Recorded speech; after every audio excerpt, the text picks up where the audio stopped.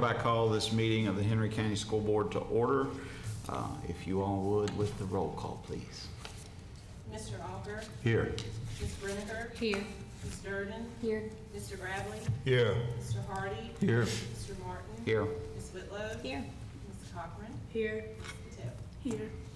All right, well, the first item is the approval of the agenda. Do I have a motion to approve the agenda as presented? So moved. I have a motion by Mr. Alger. Do I have a second? Second. I think Mrs. Durden there first, Mr. Gravely. So that's our second. All those in favor, please raise your right hand. Unanimous. Thank you very much. Do want to welcome our visitors here with us this evening. Our May meeting is historically one of our longer meetings as we wrap up the year and recognize the accomplishments of the year and plan into the year ahead. I do always try to keep it moving for you, so appreciate you being with us, and we'll get it on the road here in just a second. So I do ask if you all would stand for a moment of silence, and then we'll do the Pledge of Allegiance.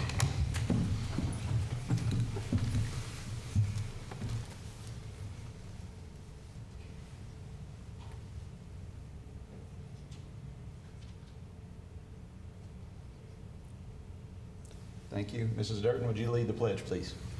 I pledge allegiance to the flag of the United States of America and to the republic for which it stands, one nation, under God, indivisible, with liberty and justice for all. Thank you. You may be seated. And the next item is public comment, but to confirm, no one has signed up to speak. Yes. All right. With that, we will move to awards and recognitions. And first, we have Ms. Hicks, our cybersecurity teacher, if you would. Good evening. Thank you all for the opportunity to share successes of our cybersecurity students at Career Academy. There are two programs I'd like to share those successes. One is CyberStart America. It's a national competition that we all of my students participate in, and it's fun. It's a gamified platform. The students solve challenges. They earn points as they solve those challenges, and when they hit the 20,000 point mark, they achieve national status. We did have 2 students achieve national status this year. Jamari Craig, who couldn't be with us this afternoon, he is a national finalist, and Quintarius Smith. If I can have Quintarius.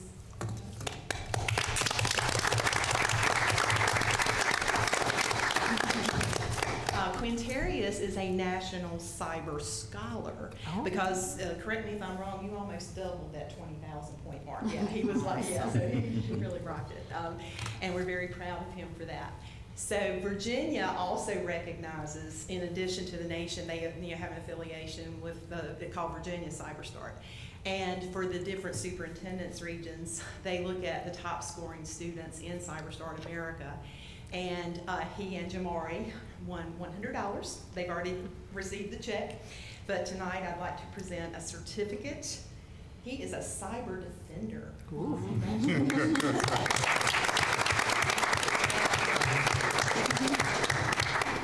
be up there for a little while. And they also received this beautiful commemorative coin to signify their national scholar status. So. Awesome.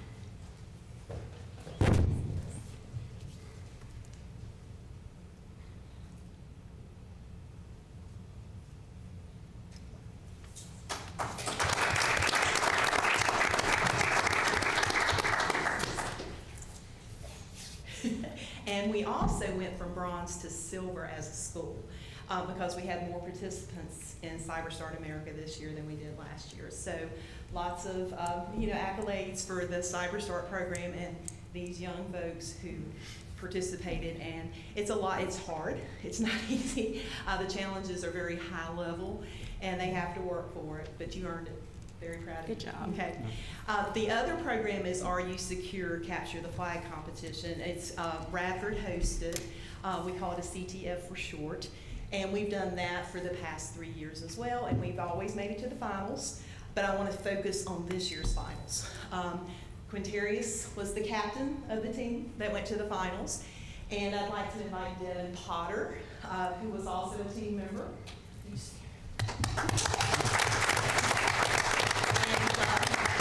Jamari, who couldn't be here, was on this team as well, and also Nicholas Dillon, who couldn't be here. He had to work. So, but these four earned the top spot in Region 6 for this competition, but I need to give you a little more about what that means. There were over 250 teams across the state of Virginia and a little bit beyond who competed in the qualifying round.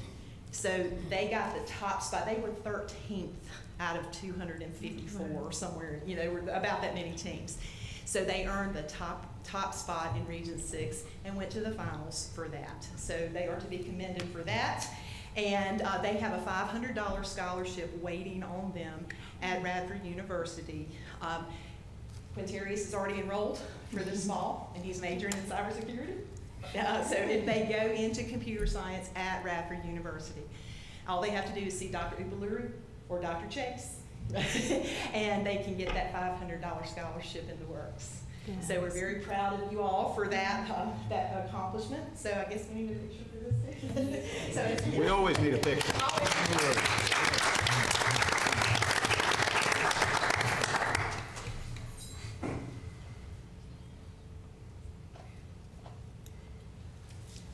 I can't wait to see what these guys do in the future. They're going to help defend us. Yes. Very proud of you all. Congratulations.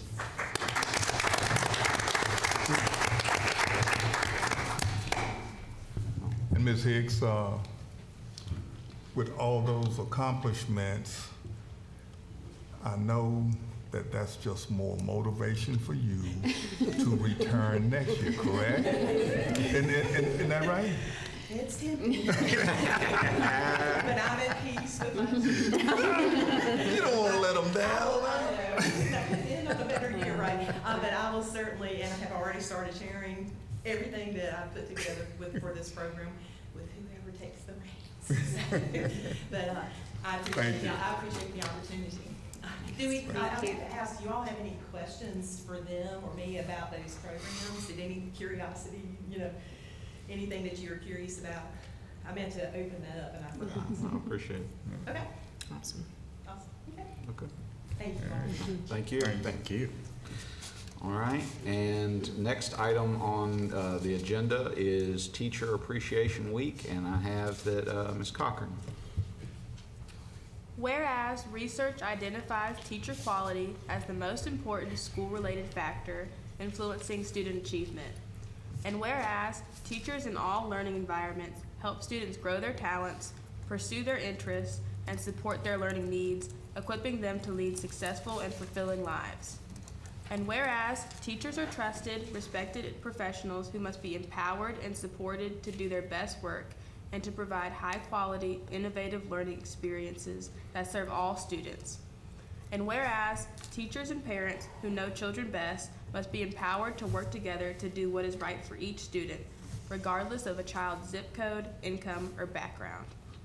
And whereas the success of Virginia's dedicated teachers in helping students realize their full potential dictates the future of our communities and the Commonwealth. And whereas every Virginian knows a good teacher who made the difference in their life or in the life of a loved one, and we thank those educators during Teacher Appreciation Week, and always. Now, therefore, I, Glenn Youngkin, do hereby recognize May 6th through 10th, 2024 as Teacher Appreciation Week in our Commonwealth of Virginia, and I call this observance to the attention of our citizens. Thank you very much. Next, we have School Nurse Appreciation Day. Krishna. Whereas families should feel confident that their children will be cared for and their physical and mental needs are safely met while in the school setting, and whereas students today face complex and life-threatening health problems requiring care in school, and whereas school nurses address the home and community factors or social determinants that impact students' health and have done so for more than 120 years, and whereas school nurses act as the liaison to the school community, families, and healthcare providers on behalf of children's health by promoting wellness and improving and improving health outcomes for the children of the Commonwealth. And whereas citizens of Commonwealth are encouraged to acknowledge the contributions and accomplishments of school nurses and their efforts to meet the needs of students and by improving the delivery of health care in our schools, helping students stay healthy and ready to learn, and making a positive difference in the lives of children every day. Now, therefore, I, Glenn Youngkin, do hereby recognize May 8, 2024 as School Nurse Appreciation Day in our Commonwealth of Virginia, and I call this observance to the attention of all of our citizens. Well, thank you very much for that, and certainly echo the sentiments. I'm sure board members will have speaking to recognitions of the importance of our school nurses and our teachers in the days and weeks ahead. Next, we have the information agenda. We have first item being the 2024-2025 Student Code of Conduct. Dr. Woods, or Dr. Boone. Good evening, Mr. Chairman, members of the board. I'm presenting for Dr. Woods tonight. The proposed revisions for the upcoming 2024-2025 Student Code of Conduct reflect feedback and suggestions made by district and building administrators. The revisions are provided in a format showing each change made to the previous Code of Conduct. These proposed revisions can be found via the boardgram and executive content shared last Friday. The administrative recommendation, there's none at this time. The Code of Conduct will be presented to the board for approval at the meeting in June. Any questions or comments? All right. Thank you, Dr. Boone, especially for pinch hitting. All right. We are up to the consent agenda. Is there anything anyone wants to pull individually, or do you want to approve as a block? I didn't see anything Okay. individual, but All right. So is there a motion to approve as a block? so move. Okay. I have a motion by Mrs. Whitlow. Do I have a second? Second. Second by Mrs. Durden. All those in favor, please raise your right hand. Unanimous. Thank you very much. So we are seemingly trucking through here. We are to the action agenda. The first item is the appointment of the clerk for the school board for 2024. Dr. Blake Lewis. Good evening, Mr. Chairman, members of the board. On recommendation of myself, a clerk is appointed annually by the school board. The clerk discharges under the general direction of the superintendent all duties as required by law and such other duties as may be required by the school board or the Board of Education. It is recommended that the board appoint Ms. Brittany Meeks to a one-year term as clerk of the board. Any Mr. questions? Chairman, I move that we appoint Ms. Brittany Meeks to be a one-year term for the clerk of the board. So we have a motion by Mr. Hardy. Do we have a second? Second. I think I'll give that one to Mr. Gravely just to, you know. Who? Oh. You got it. I got you. All those in favor, please raise your right hand. Unanimous. Thank you very much. Thank you. I will say, I think that's the first time out of about 9 times I've been here for this that's on the recommendation of myself. Well, it sounded funny to say the recommendation of the superintendent. I got you, but I'm just saying. So the next item is proposed revisions to school board policies. Mrs. Landon. Good evening. Policy revisions were presented to the school board for first reading at the April 11th board meeting. Proposed policy revisions reflect efforts to bring policies and regulations into compliance with new or existing laws or guidance, or they have been revised for editorial reasons. The revisions are provided in a format showing each change made to the policies, and policies have been verified for legality by the Virginia School Boards Association. Policy revisions are being presented this evening for approval by the school board. Are there any questions? All right. No questions from anyone? Well, Yes. yeah, I got a Mr. couple. Gravely. Looking at the policies and I don't know if you want to address it or Dr. Blake Lewis. Anyway, IKB and IKB-R deals with homework, and I know we are deleting it from the policy manual, if you will. We still are endorsing homework in the division. How and where are we going to address this? Okay. So Ms. Landon may address the first part of the question as to maybe the reason why it's being deleted. Ms. Landon, if you would like to share that piece. As we had shared, the Virginia School Boards Association is working diligently as they review and revise policies to make sure that they delete any language or entire policies that do not reflect statute or regulation.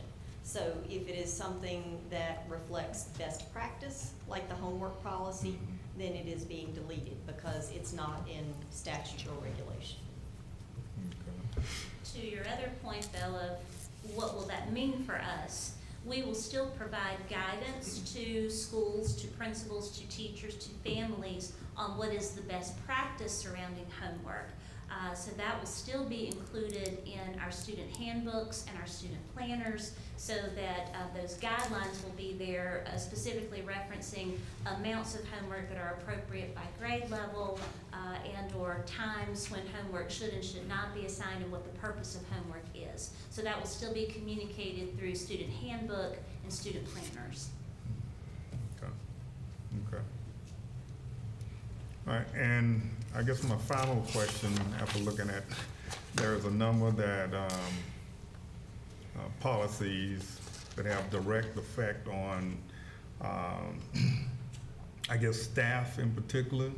You know, for an example, school closings and these types of things. And I know we went through a lot last year with school closing. I guess my question is, in past, we have conveyed this information to our building principals over the summer to ensure our staff of these changes.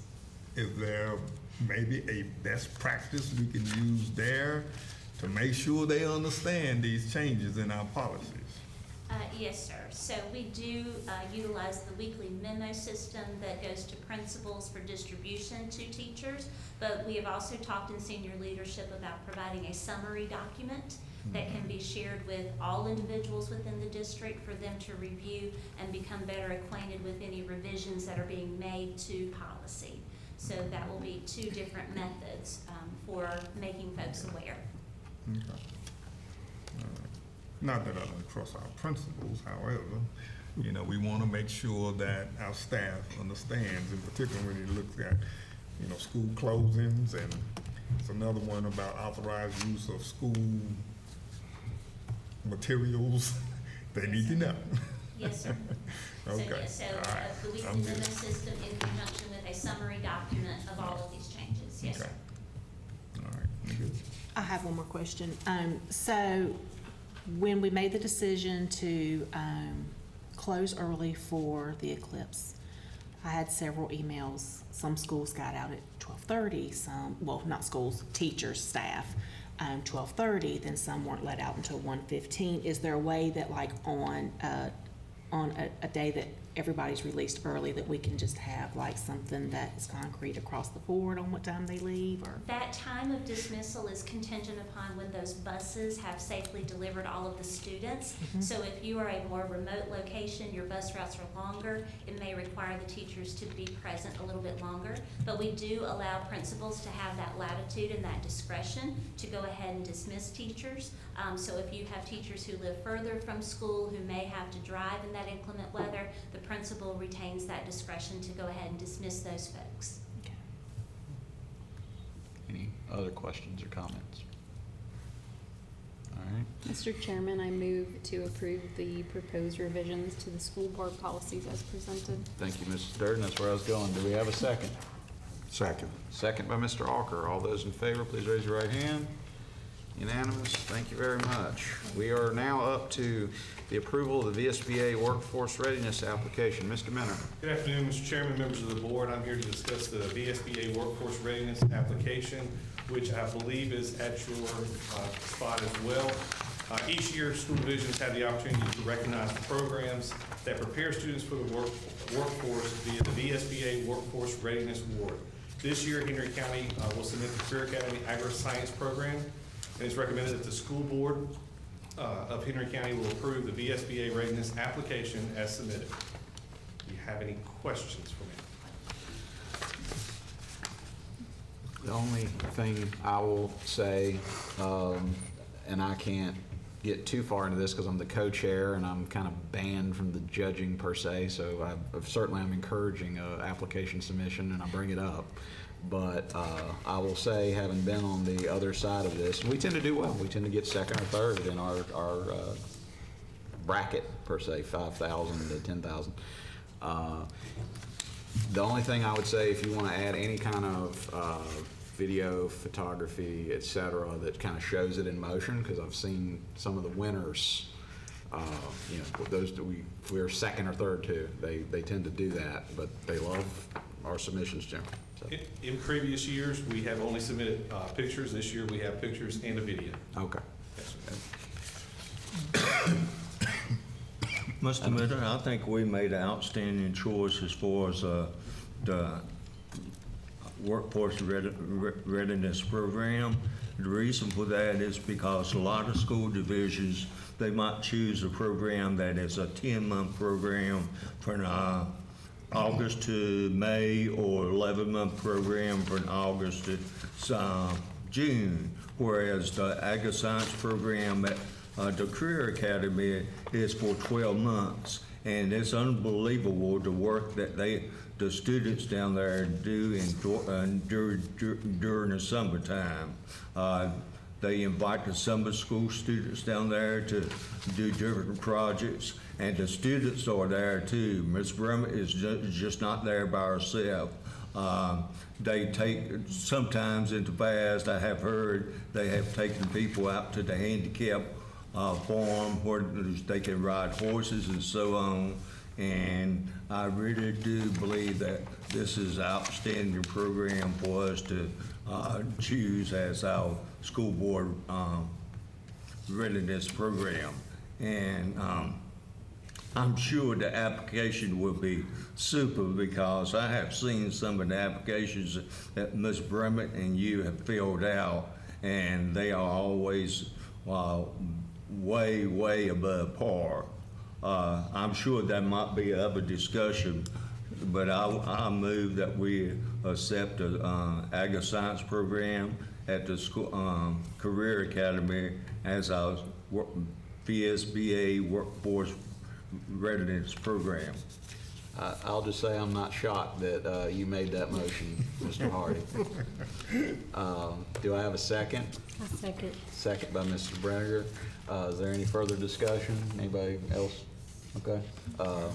All those in favor, please raise your right hand.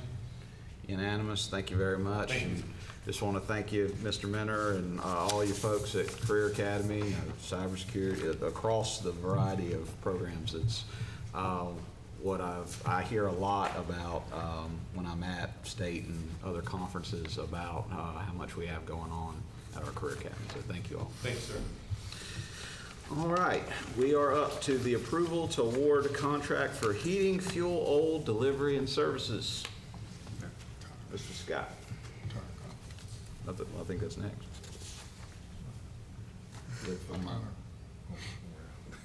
Okay. Good evening, Mr. Chairman, members of the board. A request for proposal, specifically RFP number 24-04103-A285, was issued to solicit proposals to supply and deliver number 2 heating fuel oil to various schools. The RFP requested the vendor provide pricing for fixed and fluctuating prices. All 4 firms who responded to the RFP were interviewed and evaluated on factors including price, experience, qualifications, and geographic location. As a result, Davenport Energy from Chatham, Virginia was selected as the top-ranked respondent. So it's recommended that the contract to supply and deliver number 2 heating fuel oil for Henry County Public Schools be awarded to Davenport Energy from Chatham, Virginia, and that the division be authorized to exercise subsequent renewals in accordance with the terms of the contract, and also exercise the authority to choose the best interest for the school system between fixed or fluctuating prices at each renewal time. All right. Do we have any questions from the board, any comments?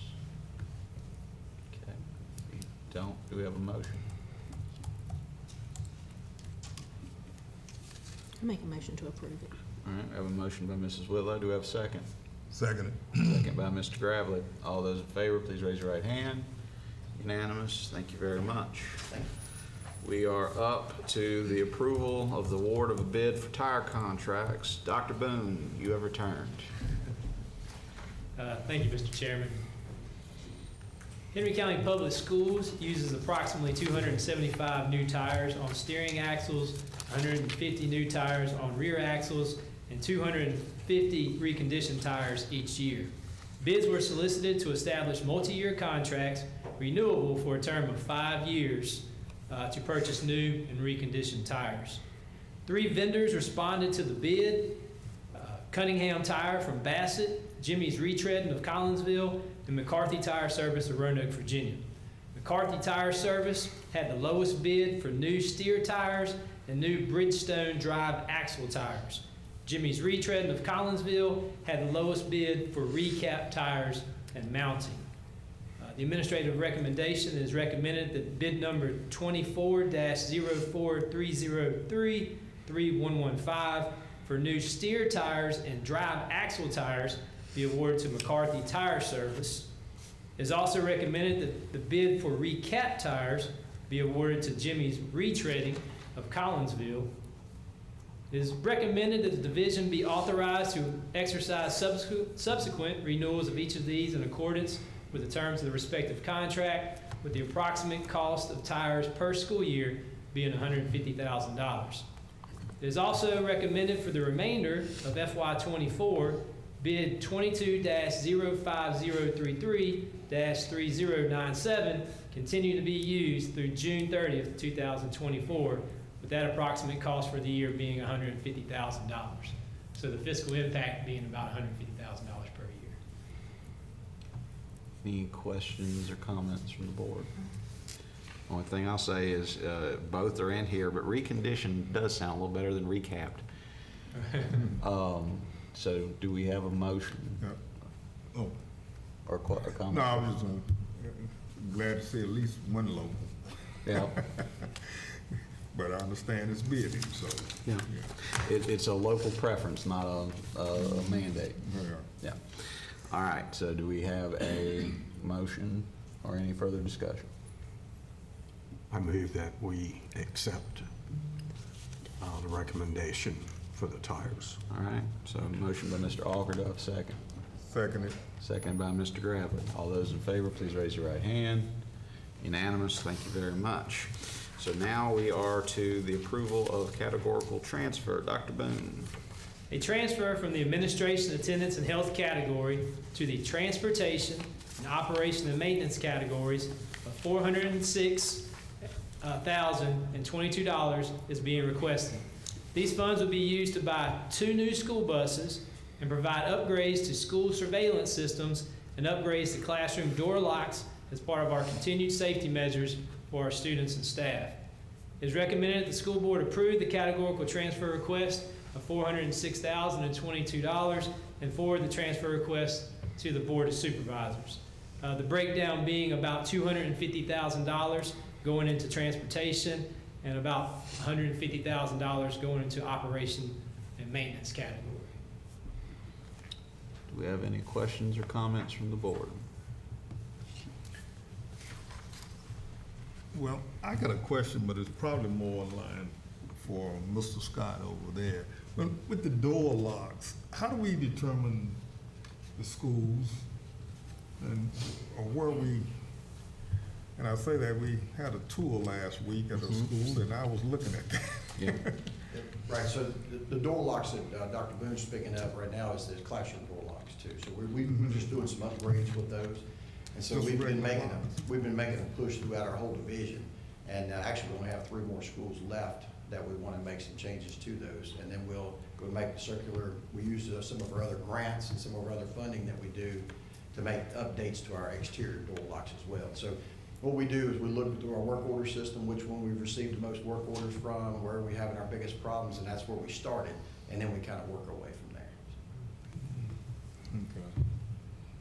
believe the expression is squeaky wheel gets grease. Yeah. Somebody will have to start. Okay,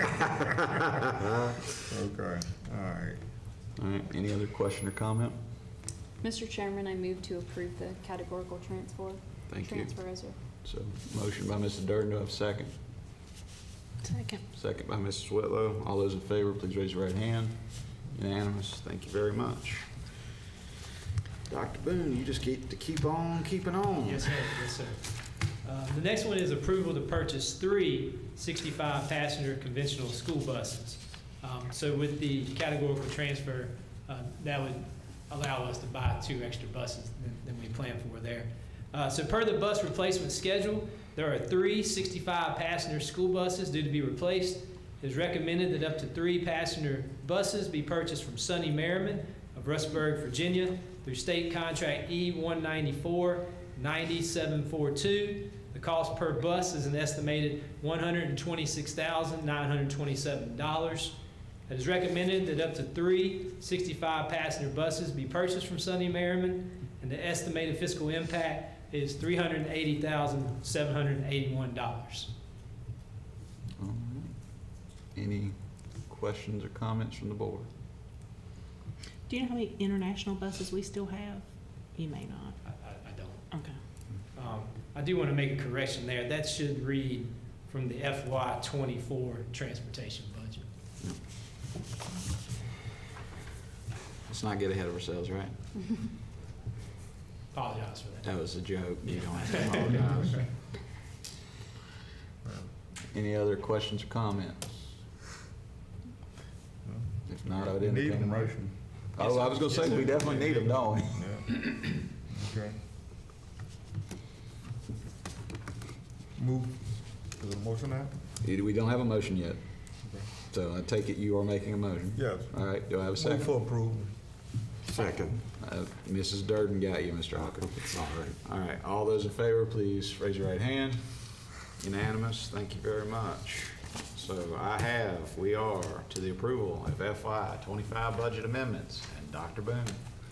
On March 21st, the School Board of Henry County Public Schools approved a total budget request in the amount of $109,370,899 for the school division's operating budget. This included $23,987,617 of local funding. The school board also approved $3,092,398 for the textbook budget and $7,204,841 for the school nutrition budget. The Board of Supervisors have approved a total budget for the school division's operating budget in the amount of $107,018,865, which is $2,352,034 less than the budget approved by the school board. The textbook and school nutrition budget were approved by the school Board of Supervisors. To reconcile the school division's operating budget with the decrease of $2,352,034 in local funding requested, the adjusted budget categories below would need to be approved. The fiscal impact, the total budget request for FY25 is $107,018,865, which includes $21,635,583 of local funding. And just kind of give you a breakdown of those categories where the adjustments were made. There was approximately $600,000 reduction in our instructional category, $160,000 reduction in the administration category. For technology, there was a $300,000 reduction there. And then facilities, it was $1.3 million reduction there. Because with the reduction that we requested that the Board of Supervisors did, that would have to come out of our facilities budget for us to meet our local share with the state government. Now this one, I know there's going to be quite a few questions and comments, and I also know that the superintendent's highlight report and it's going to have elements, and I also want to recognize that Mr. Gardner went and spoke at the Board of Supervisors meeting on some of these matters. But floor is open for questions or comments. Dr. Boone, I know it's 2 weeks away, but do you have any inkling whatsoever what the state might do as far as our budget is concerned? Well, we're hopeful that they're going to provide more funding. The budget we used was based on the governor's budget, and at that time, he was requesting a 1% bonus for teachers for next year. And the General Assemblies, with their budget, they have a 3% increase for teacher salaries. So we're hopeful that state funding will be more than what we're currently looking at. Well, I want to go on record as saying if we do get any extra money and that it is some of it or quite a bit of it is put back in the instructional category, because I want to see the teachers get their raises like we were hoping that they would. So that is my opinion, but I just like to see our teachers get what they were hoping for. Well, we still have that in this budget. We have a 5% increase for the teachers. So we still have that in here. Okay. Now, I will say with the state budget that we're hopeful to get with more funding, that would also still increase the local share. So to Dr. Boone's point, as I mentioned before, this is round 1 of 15. There's going to be multiple budgets. I think you can go ahead and bank on at least the 3% increase, because the governor has come up to that in negotiations. There is still a substantial difference between the General Assembly proposal and the governor's proposal, but the current expectation is that they'll try to wrap up their negotiations before the 13th, and that they can vote on the 15th, and then from there we flow. But it does, of course, certainly tie into what the required local share is, and then, of course, as will be mentioned, there's the discussions of the lump sum funding piece, and as well as additional funding based off of some of those other revenue changes. But any other questions or comments? I have a couple. Sure. One, just to further clarify, the details of this, it's not just a general thing. Like, I want to clarify, Dr. Boone and all of his staff went in and actually, in detail, made some really hard decisions that, like I said, were hard, but that did not include cutting the proposed raises. So as it is right now, it would still be included if this was final. Yes. Correct? Yes. And then second, I just want to point out that as we are moving to approve this, I want to apologize to Mr. Scott, because that facilities budget and the preventative maintenance definitely does not please me very much. No, I agree completely, and I think that was a reason to point out the lump sum funding need, because the ability to be able to address those needs in the moment, rather than we have to approve it. And potentially, if it were an emergent situation, I have to call an emergency meeting of you all. Then we have to go call upon the Board of Supervisors, call on them to have an emergency meeting, then wait on the money to move. That would be the equivalent of, let's approve the money for me to respond to the fire and get the water for the hydrant. It's, we'll have more discussion of that, but I'm fully in agreement with that. And that was one reason why that was a point of emphasis for Dr. Blake Lewis, Mr. Gardner, et cetera, over the past week, trying to address these. So there's a reason it's the superintendent's estimate of needs and not wants. And we very much still maintain that, and I appreciate the support of many of the members went to the meeting, as well as whether that be emails, phone calls, et cetera, with your members of the Board of Supervisors, and the push that is still ongoing for full funding, or at least better funding, so that we don't have some of these issues, and so that we can try to address those compensation needs and those facility needs and some of the other needs that have been addressed that still, they're not there yet. But to your point, I also want to add thank you to Dr. Boone and the staff and all the work that's gone into this, and at a moment's notice. So, other questions or comments? Well, I just want to say also that I know that over the last several months, facilities has been a huge part of the topic at our meetings, and people just need to realize that it comes down to, are we getting the raises for our staff, or are we fixing facilities? Because that's where a lot of the money's pulled from. And so those are the tough decisions that they're having to make. Are we going to, if we did not do the raise to the 5-7% or what have you, then there would be more money in the facility. So when people are coming and wanting the facilities to be upgraded and done, we have to remember that we are trying to follow that evergreen study and get our staff's pay where we are. Then we can hit on the facilities part of it. And with the required local share, that's the bare minimum that the local government could give to the school system. So if it is the bare minimum, facilities does not count towards that local share. So if the local government chooses to give us the bare minimum for local share, it really takes away from your facilities budget. And I think the bigger, broader point, that I know this is me beating a drum, but there's a misunderstanding of what the 1% funding can be used for. It is new school construction or major renovation. It can't be used for some of these matters. So that's one reason why that education piece, and it's one reason, again, I'm thankful for all of you who went to the Board of Supervisors meeting, and I would have been there with you if I literally could have not been 200 plus miles away, legally obligated. But I think that education piece is critical to this, because, they look at that, say, $100,000 number and go, well, you got millions of dollars, don't worry about it. No, it won't be able to address those needs.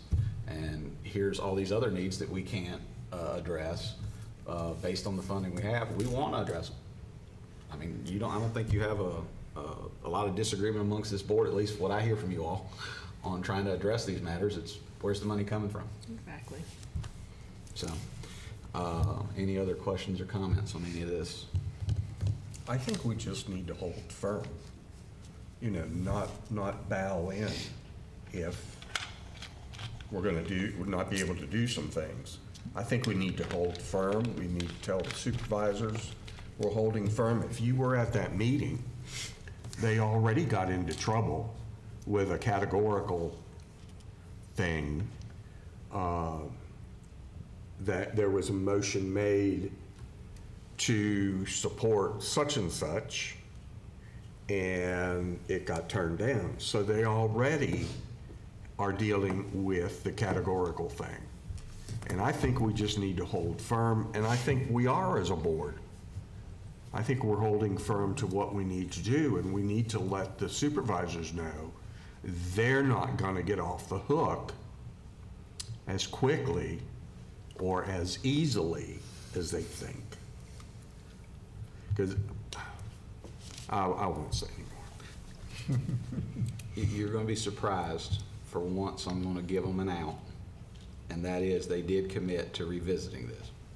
True. So true. We need to hold them accountable. We got to hold them accountable to that. And we will. I agree. I'm just giving them that they said no for now. They didn't say no forever, and let's hold them to that. To your point about holding firm. Mm-hmm. All right. Have they said their reason behind it? I keep getting the reason. We went to a conference and we were advised against categorical. Advised against lump sum. We should always do categorical. They just asked for more time to review it. Okay. We used to get lump sum up until about 2 years ago, I believe it was, and that's when they decided. It's been a little longer than that, but 3. No. It actually, I hate saying this, it kind of goes back to the Dr. Dotson era. So this has been in effect for a while, but we have had it before. Yeah, but we have done lump sum. We have gotten lump sum, and I don't think it's that far back. But when you get old, it can be pretty far back. I think the flip argument to this, though, is this: they have approved every single categorical transfer that has occurred during I'm second in seniority to you. Yep. Every time in about the last 8 years, and they may have approved every one in your time. Yeah. But this has only been an inefficient process. There's not been one time that we have gone and said, we are moving this for this reason. And everything we're doing right now is public. They have every right to come here and say, I don't like what you're proposing. It's just the same as we have every right to go to their board meeting and say, we don't like what you're proposing. That's the check and the balance of the system. I just would like a reason behind the no, if it's a no permanent or behind now. You know, give us a reason. Agreed. If it's a power trip, say it. I don't think they want to say that. Well, I think That's gonna historically, be- if you look around Region 6, we are probably one of the school districts that is looking at the largest raise. I mean, most of them are at the 3% or still at the 1%. So I think when they look around the region and think, well, our school system is wanting to do the 5 to the 7%, 5%, then I think that they're. But they got their raise. So. They got their 5%. I got you. As said, I'm sure there will be continued discussions here, but is there anything further, or do we want to make a motion to adopt so Dr. Boone can sit for a second? I make a motion that we adopt the budget amendments. All right, so I have a motion. Do you want to make the second? Second. All right, second by Mr. Gravely. All those in favor, please raise your right hand. Unanimous. Unanimous with reservation. I mean, we've had enthusiastic motions before, so. All right, so thank you very much, Dr. Boone. We're up to superintendent's reports. Dr. Blake Lewis gets to chime in on this. Well, good evening again. Members, you will be able to see the superintendent's updates in, I think it's executive content there. I want to just start with those updates just as a continuing conversation around the budget. Multiple Henry County Public School staff and several of you as board members, along with our attorney Mike Gardner, did attend the supervisors meeting last week, and we did present a formal request for that lump sum funding. Despite myself, Dr. Boone, and Mr. Gardner offering context and clarification through multiple different avenues of explanation, it was met with limited understanding from our supervisors. The adopted budget from the supervisors does reflect that $2.3 million less. And that is a significant cut to what we were requesting. To Chairman Martin's point, it is the superintendent's estimate of need, not wants. We felt that we justified every request within that budget and very well detailed the need among our facilities, most strikingly, with the need for HVAC updates, electrical updates, plumbing updates, roofing updates. These are things that need to be addressed proactively rather than waiting for electricity to fail, or waiting for plumbing to fail, or waiting for a roof to begin leaking and damaging valuable technology equipment. So for the supervisors to cut so significantly is certainly damaging to our ability to operate efficiently. So the facilities budget line is what is most affected, as Dr. Boone shared with you. That is where we have that flexibility to cut, because it is not part of that local required effort.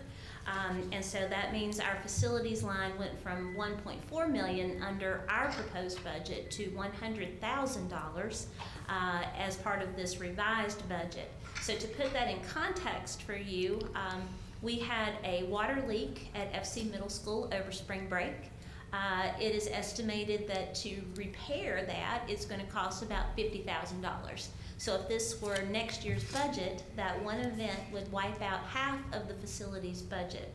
We also experienced a small fire at George Washington Carver Elementary.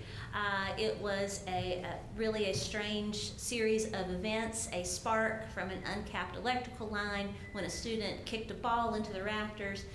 It then lit on fire a buildup of dust. And luckily it was towards the end of the rafter, and so it burned itself out very shortly. However, it brought to light the need to do a lot of preventative maintenance in our gymnasiums and our facilities that have high vaulted ceilings that require a special lift to get to those areas. It is not part of our contract with our custodial service. that is outside the parameters of that contract, so it would require an additional contract to do that work to clean those rafters. And it would also require an additional burden on our maintenance and facilities department to literally go in and inspect all of these gymnasiums and facilities with high vaulted ceilings for that buildup of dust. It's just not part of routine cleaning because it does require a specialized lift. To the point of a specialized lift, when we had that fire at George Washington Carver Elementary, our maintenance team responded very quickly. However, the equipment that we have is more modern equipment, but it would not fit through the doors. There's not a standard door size in some of our older buildings, and so literally we had to remove the doors from the exterior of Carver and then remove a center door support to get that lift into the gym to even begin to inspect the damage. So again, this is not something that the 1% sales tax will help us to cover. That 1% sales tax is limited to new school construction and major renovation, and we're talking about the need to do a lot of preventative maintenance. So that is our dilemma. I will pause there for any additional discussion that board members would like to have.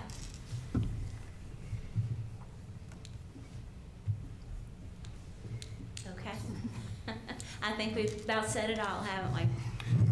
So just a few other things within my highlights. The week of July 22nd through the 25th has been identified for the school board retreat. We have not specified an exact date, time, or location. We are working on that to see what may be available to us. So if you have topics for discussion at the retreat, if you would please submit those to me so that we can begin to build that agenda and reach out to any additional resources that we may need to secure for that event. As far as a month at a glance, it is the wrap-up of the school year, and so there are lots of honor ceremonies being conducted. I know that I have seen several of you at these events in the last couple of weeks, but coming up May 6th, Bassett High School National Honor Society induction. On May 7th, also at Bassett, the National Technical Honor Society induction. May 9th, we have, I think, our final FFA banquet at Career Academy. I know Mr. Hardy and I are partners for that. We've been to every one of them so far. On May 14th, I am having a lunch meeting with the Harvest Foundation. We're discussing some possibilities for them to support us with some funding on a few initiatives, and I will be sharing that with the board later once this meeting has occurred. Also at Magna Vista that night, their National Technical Honor Society induction. May 15th, we will be having our final Inspire strategic plan update for this school year. So if any of you are available and would like to be part of that final update for the strategic plan, that will be conducted here in the division office at 8:30 a.m. And again, as a reminder to you all, we will be kicking off the planning and writing of our new strategic plan. It will start for the 25-26 school year, and so I'll be sharing a lot more information as we go through next school year about that. May 21st is the Governor's School Executive Committee meeting, so I will see Mr. Gravely for that. And then we have graduation. May 24th is Magna Vista and the 25th at Bassett. So I hope that you all have those dates already marked on your calendars, and we're looking forward to that. The reminders are there again about committee meetings, and as one touch point, when we talked, I think I mentioned this at maybe at last month's meeting as well, the bus garage decision.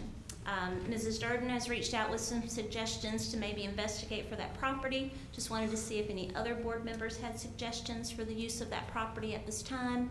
I would like to go ahead and resolve this before we enter the next fiscal year.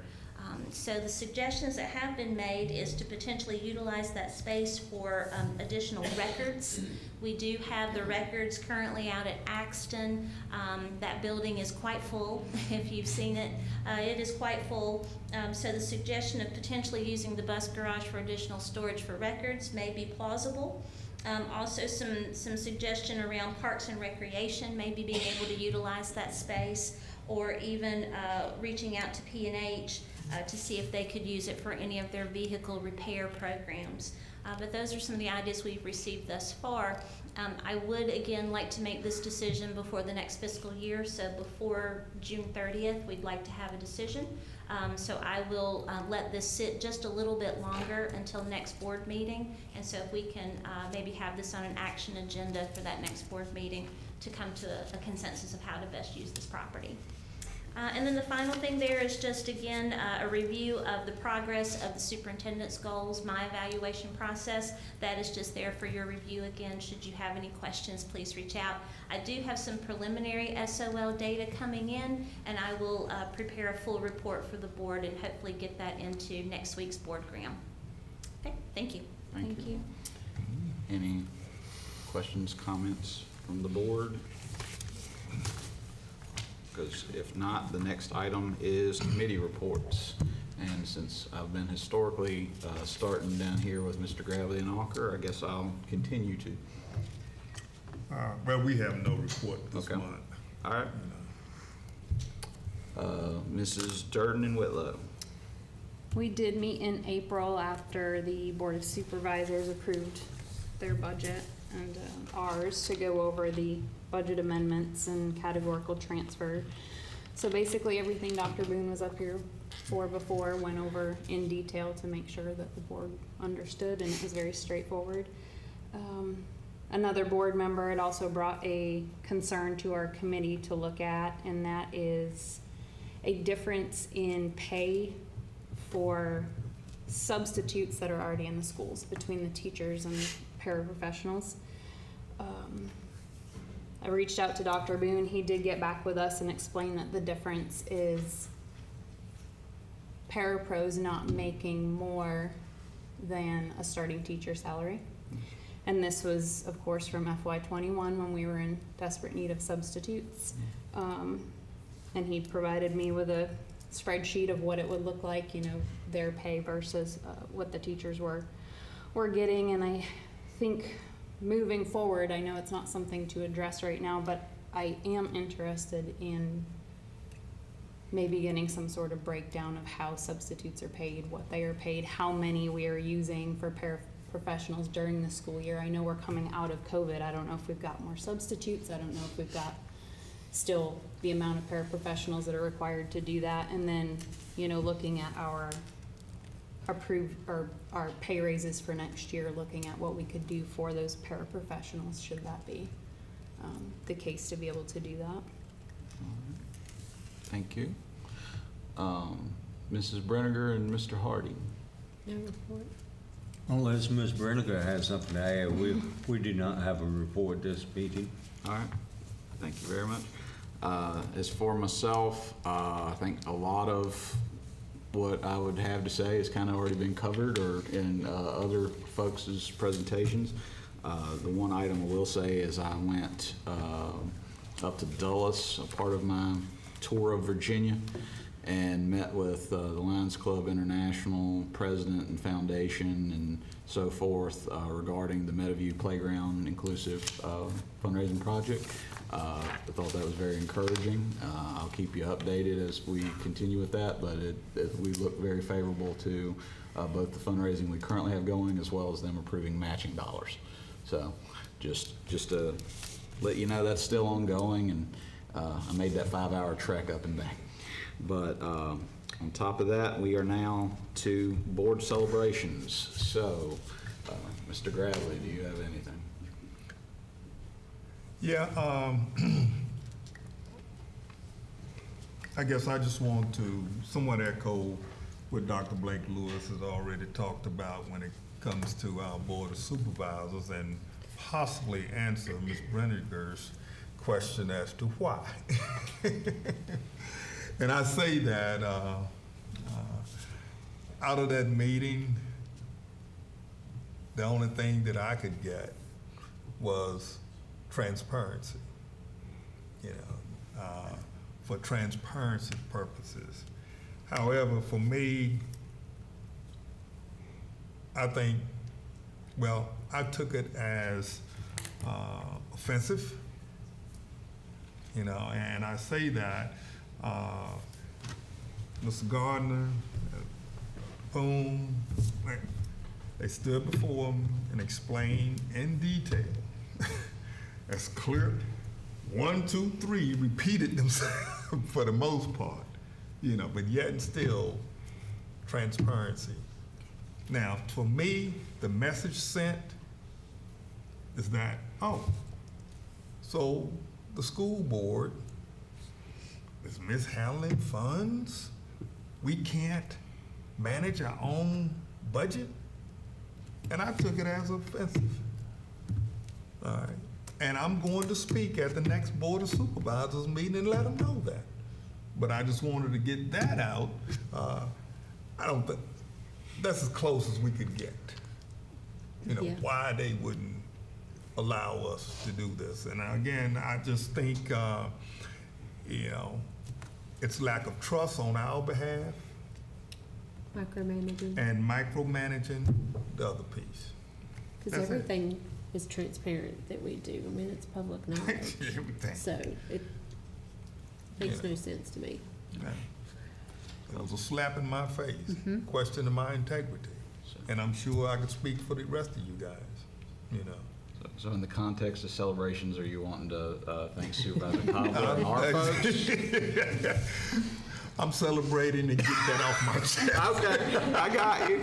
I got you. It's been bothering me ever since. I understand. Check his blood pressure. The one thing I would add to your point, though, and it has been mentioned, I know Ms. Durden's mentioned it, I know Dr. Boone mentioned it, how close we are to the state minimum in funding.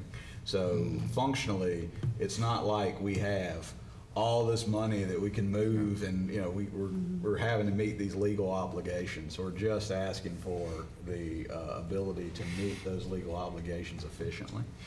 And frankly, as we've discussed, I think, you know, we often say the fiscal impact is zero. Frankly, the fiscal impact of our not being able to address these in that time frame is that it costs more money.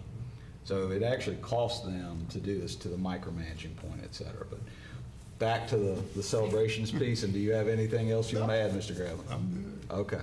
Mr. Walker. I have no celebrations. Okay, all right. Mrs. Whitlow. I would like to congratulate Ms. Meeks for coming and being our clerk for our board. That's great, that's exciting. Thank you to all the teachers for a great year, and hope they have plenty of celebration next week, especially with SOL tests and stuff going on. I know it can be stressful. And appreciate the nurses for everything they do. They have one of the busiest offices in the school, and we appreciate everything that they do. So, congratulations, everyone. Thank you, Mrs. Whitlow. You're welcome. Mrs. Durden. Well, I had two. One was echoing Ms. Whitlow. I do want to welcome Ms. Meeks to our board meetings. I am very glad to see you here, and I'm hopeful that Ms. Seasley will maybe have a little bit less on her plate moving forward. She's been working very hard. I want to just point out and thank the after prom committees for Bassett High School and Magna Vista. Their hard work does not go unnoticed. They are such a blessing to our community. And I think it's really important that these students have a safe place. I know I can't name everybody on those committees and all the volunteers and the sponsors and all that, but I know Michelle Graham at Bassett and Amanda Agnew at Magna Vista were who I spoke to a lot for it, but I am very thankful for them, and I want them to know they are appreciated and that program is appreciated. Thank you, Mrs. Durden. Mr. Hardy. As most everyone knows, I am a huge supporter of the installation of the handicap playground equipment. It seems like we are going to be able to expand this more than the original plan. I would like to thank the Principal Scott at Meadowview for talking and speaking to the Martinsville Bassett Kiwanis Club. Due to her talk with the club, they have donated a substantial amount of money towards this project. Also, I would like to thank the Lions Club. I was talking to the Lions Club a week or so ago, and I know the members, Mr. Teddy Martin, and also a Henry County teacher, Lord Floyd, has done a lot of work and talked to the Lions Club, and they are a huge supporter of this project. So I think this handicap playground equipment will go forward, and it will look good on as far as our school system is concerned.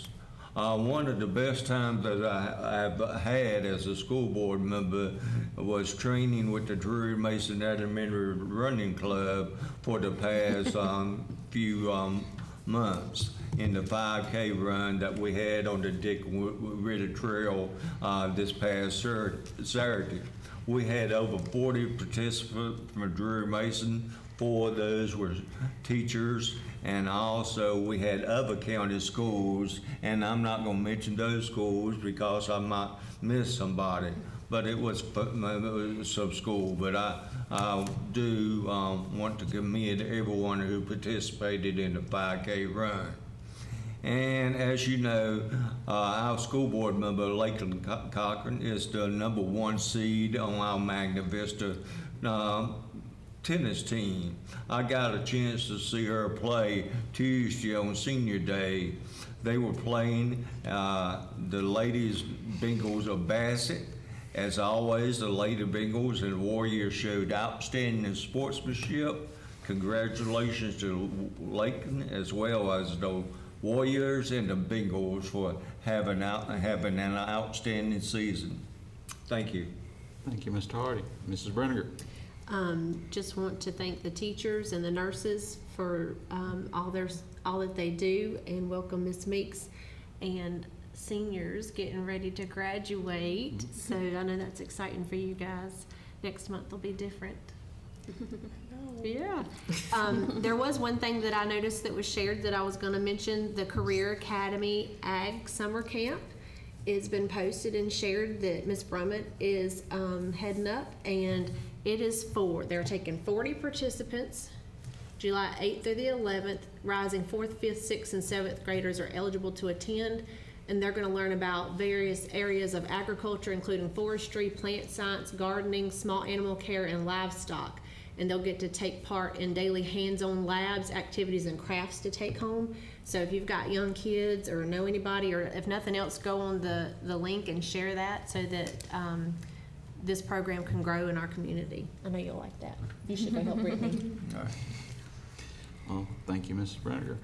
So I have to say, as I told Ms. Cochran at Graduates of Distinction, that it's not every day that a board member gets to graduate here.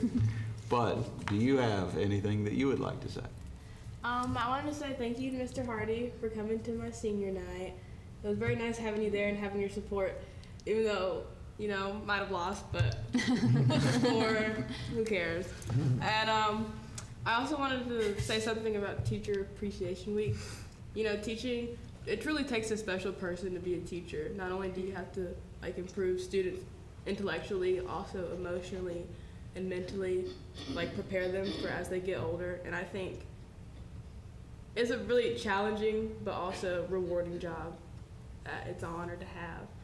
And I think one thing that Magna Vista does to appreciate teachers, the Magna Vista Beta Club, on Monday, they had all their students bring different dishes, or this Monday they'll have all their students bring different dishes for the teachers to have during lunch. And I think it's a great way for our students to show their support for their teachers. Yes. Thank you very much, Ms. Cochran. Ms. Patel. I have nothing to say. Okay. All right. We appreciate you.